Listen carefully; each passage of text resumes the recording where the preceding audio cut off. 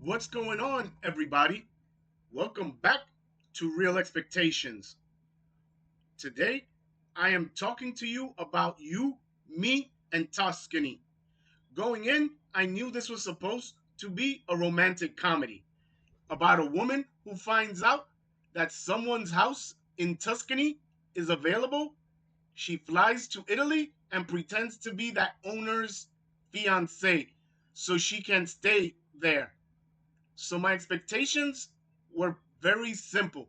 Please, for the love of God, give me a light romantic comedy that leans into the fantasy of Italy and at least make the relationship worth caring a little about.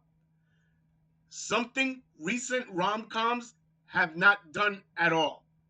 What I did not expect was to come out of this flick feeling like I had seen one of the better romantic comedies of the last 5 years. This movie was very enjoyable.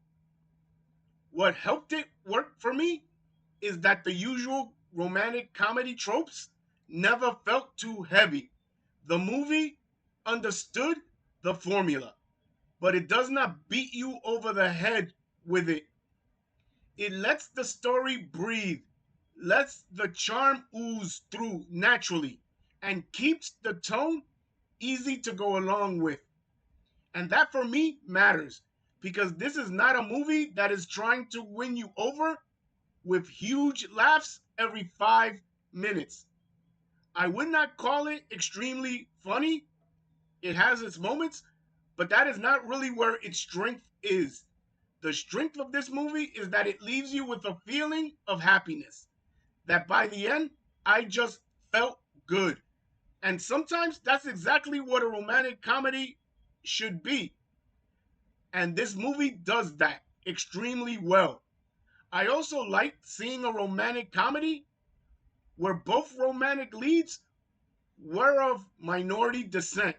It gave the movie a freshness without making that the whole point of the story.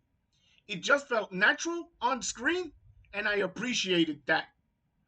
I do have to mention that Halle Bailey, because this was the first major movie I have seen her in, and she was extremely likable here. She has real charm. She is obviously very attractive, but more important, she has a warmth and screen presence that carries this movie. There is a disarming quality to her that reminded me of a little kind of like what Julia Roberts had in romantic comedies, where just by watching her react and move through scenes, she kept you invested. That kind of presence matters in a movie like this. If you do not buy into the lead, the whole thing falls apart, and I bought into her completely. Overall, that is why the movie worked for me. I did not feel like it forced itself down my throat. It did not feel overdone. It knew what kind of movie it wanted to be, and it delivered in a way that was easy to enjoy.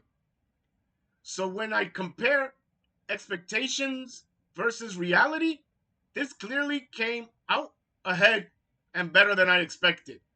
I thought I was getting a lackluster romantic comedy with a nice setup, but what I got was a genuinely enjoyable movie that left me smiling when it was over. For me, you, me, and Tuscany gets an A minus. If you are looking for a romantic comedy that is light, pleasant, and leaves you feeling good, this is the one I would absolutely recommend. Let me know what you thought of the movie in the comments. Please like, subscribe, and if you enjoy honest movie reviews focused on expectations versus reality, I will see you in the next one.